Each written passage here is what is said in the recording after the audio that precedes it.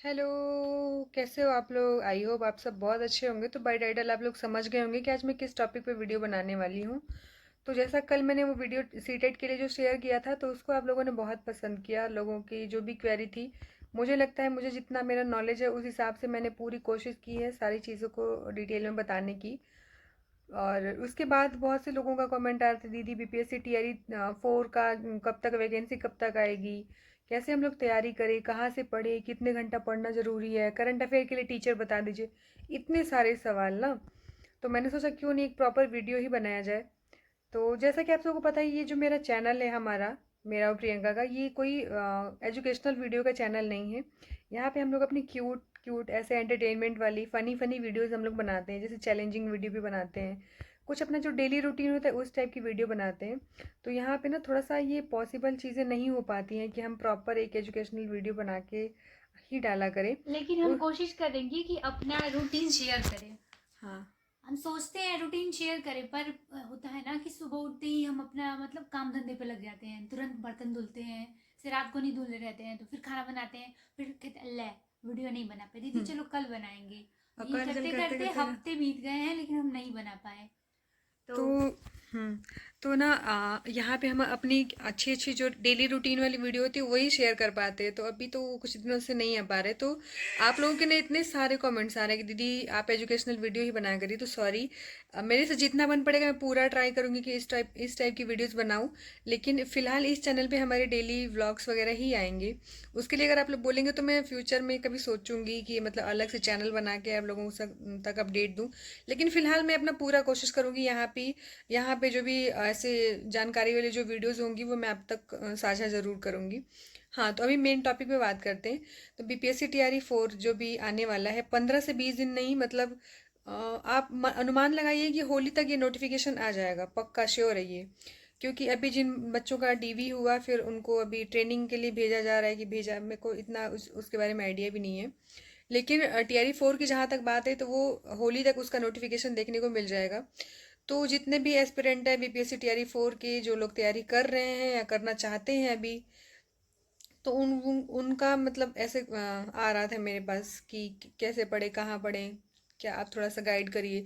तो मेरा जो एक्सपीरियंस है, मेरी स्ट्रेटेजी है, जो जिसको पढ़ के, जहाँ से पढ़ के मेरा इतना अच्छा नंबर मैंने स्कोर किया था सारा, तो मैंने सोचा कि क्यों ना अपनी जो भी अनुभव है वो आप तक साझा करूँ ताकि आप सबको भी फ़ायदा मिले। तो मैंने ना जब मैंने तैयारी करना स्टार्ट किया था बीपीएससी के लिए, टीआरई 2 में तो मैंने फॉर्म फिल ही नहीं किया था, टीआरई 3 में मैंने वो किया था, फॉर्म फिल किया था। तो उसके लिए मैंने एक सचिन एकेडमी करके, जैसे मैं आप लोग को हमेशा बताती हूँ कि सचिन सर से पढ़ा करिए। मैं ऐसा कोई उनका यहाँ पे प्रचार प्रसार करने नहीं बैठी हूँ, पर जहाँ आप लोग मेरी बारे में ही जानना चाहते हैं ना कि मैंने कहाँ से पढ़ के सफलता पाई थी, तो इसलिए मैं बता रही हूँ। तो ये सचिन सर, इनको आप शायद जानते होंगे, इनके से ही मैंने कोर्स परचेज किया था। तो आप लोग देखिए, एक मिनट दिखाती हूँ। ये टीआरई 3 का ये मैंने कोर्स यहाँ से लिया था। कितने का पड़ा था मुझे याद नहीं है, पता नहीं 1200 की 1300 की ऐसे कुछ अराउंड, एक 1100 के शायद अराउंड पड़ा था मेरे को। उसके साथ टीआरई 4 फ्री मिला था बैच मेरे को। तो टीआरई 3 में जब मेरा हो गया तो मुझे तो नहीं पता ही नहीं था कि इसकी भी नीड होगी। खैर, मेरी तैयारी के बारे में आप लोग नहीं जाने तो बेहतर है कि मैं पढ़ रही हूँ कि नहीं पढ़ रही हूँ। पर टीआरई 3 में मैंने सचिन एकेडमी से ही कोर्स परचेज किया था और वहीं से अच्छे से मन लगा के मैंने दिन रात अच्छे से पढ़ाई करी थी। उसके बाद एक और एप्लीकेशन है जो मतलब मुझे नहीं लगता बिहार में इससे बढ़िया कोई पढ़ाने वाला बीपीएससी के लिए टीचर का कोई वो बैच होगा। तो वो ये शशि शरण सर, जिनका Sachin academy, sorry, the officer academy करके इनका अपना वो चलता है कोर्स। सर इस ऑनलाइन भी कोर्सेज मिलते हैं बहुत सारे। तो इस तरह से जिनका जो भी सब्जेक्ट है, जीएस है, करंट अफेयर है, और जो एनसीईआरटी बुक्स, जैसे कि मैं दिखाती हूँ। आप लोग पूछते हैं एनसीईआरटी बुक्स कहाँ से पढ़ती हैं आप, तो मैं एनसीईआरटी की वेबसाइट से कई बार पढ़ लेती हूँ, या फिर ऐसे ये सर के जो एप्लीकेशन है ना, उस पर ढेर सारे एनसीईआरटी के सारे बुक्स की पीडीएफ पड़े हुए हैं। तो आप क्लास वगैरह के हिसाब से जाके उस पर देख देख के पढ़ सकते हैं। तो जितने भी लोग हैं जो तैयारी करने वाले लोग हैं, तो मैं उनको यही बोलूँगी, अगर आपके आसपास कोई अच्छा टीचर हो कोचिंग पढ़ाने वाला, तो वहाँ से आप कोचिंग ज्वाइन कर लीजिए। अगर आपके पास इतने पैसे नहीं हैं कि आप 8-10 हज़ार रुपये खर्च करके फिर बाहर जाके पढ़ाई कर सकिए, घर में रह के पढ़ना चाहते हैं, क्योंकि सबकी आर्थिक स्थिति इतनी अच्छी नहीं होती कि वो 10-20 हज़ार रुपये खर्च कर पाए।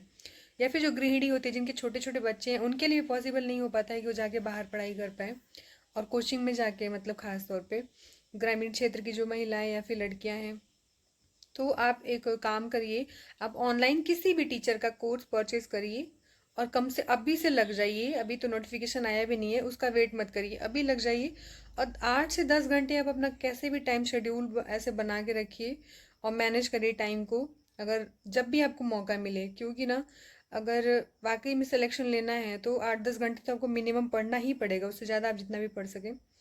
तो करंट सुबह उठते ही सबसे पहली चीज़ होती है, क्योंकि दिमाग उस टाइम बहुत फ्रेश होता है, और करंट अफेयर अगर आप पढ़ते हैं तो जीके जीएस भी उसके साथ साथ इम्प्रूव होता चला जाता है आपका। तो अगर करंट अफेयर के लिए कोई बेस्ट टीचर अगर आपको जानना हो तो इंडिया में मुझे नहीं लगता इनसे बेहतर कोई टीचर होगा, वो है उत्कर्ष क्लासेस पे, गौरव सर पढ़ाते हैं वहाँ पे। तो गौरव सर की करंट अफेयर तो मतलब क्या ही बोलूँ, 1.5 घंटे पढ़ाते हैं और इतना ज़्यादा नॉलेज उससे मिलता है। तो आप गौरव सर की क्लासेस देख लीजिए, या तो फिर द ऑफिसर एकेडमी से ये भी सर अलग हुए हैं, और शंकर सर जो हमारे बनारस के ही हैं वो पढ़ाते हैं ऑफिसर अड्डा पे, तो वहाँ से पढ़ लीजिए। पर मैं उनसे नहीं पढ़ती क्योंकि मुझे उतना समझ में नहीं आता है कई बार चीज़ें, तो मैं गौरव सर से ही पढ़ती थी करंट अफेयर के लिए। उसके बाद आप मैथ्स, रीजनिंग और जीएस जो 40 नंबर का हमारा पूरा रहता है ये सारा। और सब्जेक्ट की क्लास के लिए क्या है, सब्जेक्ट 2 से 3 घंटा आप ऑनलाइन पढ़िए, और उसके बाद शाम को या फिर रात को जब भी आपको मौका मिले तो आप अपने ना सब्जेक्ट की कम से कम बुक्स ला के अपने पास रख लीजिए, एनसीईआरटी वाली 10th तक की। तो 10th तक की एनसीईआरटी जो है उसको आप घर पे रख के आराम से उसको रिवाइज करिए, और ऑनलाइन जो पीडीएफ मिलता है उसको भी रिवाइज करिए। क्योंकि हमारा जो ह्यूमन ब्रेन होता है ना, वो बहुत टाइम तक चीज़ों को याद करके नहीं बैठता है। एक बार अगर आप पढ़ेंगे, रिवीजन नहीं करेंगे तो वो निकल जाती है दिमाग से चीज़ें। तो रिवीजन करना बहुत ज़रूरी है। जितना 1 घंटे भी पढ़ा है आपने, उसका भी नोट्स या तो खुद हैंड रिटन बनाइए या तो फिर पीडीएफ से रिवाइज करिए, पर रिवीजन बहुत ज़्यादा ज़रूरी है। तो आई होप कैसे पढ़ना है और कहाँ से पढ़ना है इस सवाल का जवाब मैंने दिया। जहाँ तक मेरा सवाल है तो मैं तो बीपीएससी का सारी चीज़ें मैं छोड़ चुकी हूँ। मेरा सिर्फ और सिर्फ मेरा फोकस मेरे केवी के लिए है, मुझे केवी का टीचर ही बनना है। जैसा कि आप सबको पता ही होगा, प्रीवियस वीडियो जिन्होंने देखा होगा, कि मेरा एम ही है केवीएस में टीचर बनना जाके। तो मेरा तो अभी बीपीएससी के लिए कोई तैयारी नहीं हो रहा, क्योंकि एक बार हो गया पूरा, वहाँ पे जाके देख लिए कैसे क्या क्या चीज़ें हैं। लेकिन जो लोग वहाँ पे पढ़ना, वहाँ के लिए तैयारी कर रहे हो, ये वीडियो उनके लिए है। हाँ, अब तीसरा प्रश्न ये आता है कि दीदी मैं अभी, मेरा जो बीएड बीटीसी जो भी है वो 3rd सेमेस्टर है, क्या मैं बीपीएससी टीआरई 4 में अप्लाई कर सकती हूँ, फॉर्म फिल करूँगी? तो इसका सब जवाब है नहीं। अगर आपने, जिसका भी मतलब रहता है डिग्री या डिप्लोमा आपका कंप्लीट नहीं हुआ रहता है, तो आप वैकेंसी वाले ऐसे जो एग्ज़ाम्स होते हैं, जो शिक्षक भर्ती वाले एग्ज़ाम्स, उसमें आप नहीं फॉर्म फिल कर सकते, क्योंकि आपके पास आपका डिग्री या डिप्लोमा होना बहुत ज़रूरी है, तब भी आप फिल कर पाओगे। फिर एक सवाल आता है कि जैसे कि जो अदर स्टेट वाले लोग होते हैं, अगर आपने एस्टेट नहीं दिया हुआ है तो आप टीजीटी और पीजीटी में फॉर्म फिल नहीं कर पाएंगे। अगर आपने सीटेट का सेकंड पेपर क्लियर किया हुआ है तो 6 to 8 का फॉर्म फिल कर पाएंगे आप अपने सब्जेक्ट के हिसाब से। और जो डिप्लोमा वाले लोग हैं जिन्होंने बीटीसी किया हुआ है, अगर उन्होंने सीटेट का पेपर 1 और पेपर 2 दोनों क्लियर किया हुआ है, तो वो फिर पीआरटी का भी भर सकते हैं फॉर्म और जूनियर का भी फॉर्म फिल कर सकते हैं। अगर आपने खाली सीटेट का पेपर 1 क्लियर किया हुआ है बीएड बीटीसी के साथ, तो खाली आप पीआरटी के लिए एलिजिबल हैं। और जितने भी बीएड वाले लोग हैं उनका सीटेट 2 क्लियर है, तो आप 6 to 8 में अपीयर होंगे। लेकिन अगर आप चाहते हैं कि मैं टीजीटी और पीजीटी का टीचर बनूँ 9, 10th, 11th, 12th, तो आपको एस्टेट देना बहुत ज़रूरी है। तो मैंने तो एस्टेट दिया नहीं था, क्योंकि मुझे लगा था ठीक है यार 6 to 8 में ही हो जाएगा कम से कम। तो मैं फिर नेक्स्ट जो मेरे यूपी की वैकेंसी हो गया, फिर केवी का जो आएगा वैकेंसी, तब मैं अप्लाई करूँगी। तो ये सोच के मेरा था कि चलो ठीक है 6 to 8 में तो एलिजिबल हूँ।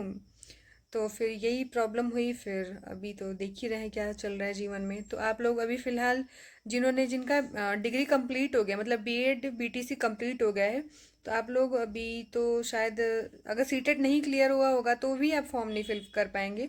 सीटेट का क्लियर होना या फिर एस्टेट का क्लियर होना बहुत ज़रूरी है। तो आई होप मैंने जितने भी सारे आपके प्रश्न थे बीपीएससी टीआरई 4 को लेके, वो मैंने जवाब दे दिया होगा। और 10-15 दिन के अंदर ही आपको ये वैकेंसी का जो भी नोटिफिकेशन है, अधिसूचना सरकार की तरफ से, वो जल्दी ही जारी हो जाएगी। तो आप वहाँ से भी सारी चीज़ें देख पाएंगे कि उन्होंने क्या क्या कंडीशन रखी हैं, कैसे कैसे क्या क्या चीज़ें लगेंगी। और जो जो डॉक्यूमेंट्स जो रिक्वायर्ड होगी वो आप देख लेना वहाँ से जाके। तो फिलहाल बस मेरा तो यही कहना है, अभी से तैयारी में लग जाइए, क्योंकि ये सीटेट और टेट का एग्ज़ाम नहीं है और इसका सिलेबस बहुत बड़ा है, बहुत बड़ा है। मैंने तैयारी करी, मैं जानती हूँ। एक एक चैप्टर, एक एक चीज़ को पढ़ने के लिए कितना मेहनत लगता है। और जिनका बैकग्राउंड अगर साइंस का नहीं है, जैसे कि मैं आर्ट्स बैकग्राउंड की स्टूडेंट रही हूँ, तो उनके लिए तो काफ़ी मुश्किल होता है। आप मैथ्स पढ़ोगे, साइंस पढ़ोगे, वो जल्दी पल्ले भी नहीं पड़ता है, पर फिर भी पढ़ना ही पड़ता है। क्योंकि अगर आप सोचोगे कि ठीक है मैथ्स तो 7-8 नंबर का ही आता है, मैं बाकी चीज़ पढ़ लेती हूँ, मैथ्स को इग्नोर कर देती हूँ, तो भी सिलेक्शन नहीं होगा। नहीं होगा सिलेक्शन। आपको सारी चीज़ों को बैलेंस करके ही चलना पड़ेगा, सब सब्जेक्ट पढ़ना पड़ेगा।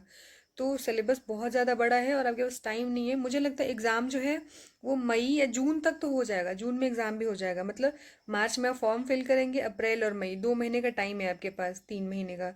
इसी में जितना, और सोचिए जो बच्चे हैं वो कब से तैयारी कर रहे हैं, जिन बच्चों का 1-2 नंबर से नहीं हुआ वो भी, उनकी भी तैयारी काफ़ी अच्छी खासी अभी हो गई होगी। तो पढ़ने वाले बच्चे बहुत जी जान लगा के दिन रात लगे हुए हैं। आप सबको भी अगर वाकई में सिलेक्शन लेना है तो अभी से लग जाइए, 8-10 घंटे अपना टाइम मैनेज कैसे भी करिए, अपना रूटीन बनाइए और पढ़ाई में लग जाइए। भगवान करेंगे तो सिलेक्शन हो ही जाएगा। और जो जिनका नहीं हुआ है वो प्लीज़ आप लोग निराश मत होइए, भगवान जी इस बार हो सकता है आपके साथ अच्छा करें। तो बस आई होप मेरी वीडियो से आप सबको थोड़ा सा मोटिवेशन मिला होगा और थोड़ी सी जानकारी भी मिली होगी। अगर ये वीडियो यूज़फुल होगी तो प्लीज़ हमारे चैनल को सब्सक्राइब करिए, कमेंट करिए और शेयर करना ना भूलें। जितने भी आप सबके आसपास लोग हैं उनको ये वीडियो पहुंचाइए, ताकि उनको भी ये नॉलेज मिल सके कि TRE 4 के लिए कैसे कैसे स्ट्रेटजी बनानी है। और लाइट ऑफ था, मुझे पता ही नहीं था, मैं अंधेरे में बैठ के वीडियो बना रही थी। तो अभी मेरी चाय भी इधर रखे कि ठंडी हो गई। मिलते हैं किसी अगली वीडियो में। तब तक के लिए तब तक के लिए क्या करना है? बाय बाय, अपना ख्याल रखिएगा ढेर सारा। मेरी छुटकी ने बोल दिया तो अब आप सबको ख्याल रखना पड़ेगा और वीडियो शेयर भी करनी पड़ेगी। अभी ये खेल रही है। खेल नहीं रही हूँ, कुछ देख रही हूँ प्रोडक्ट। अच्छा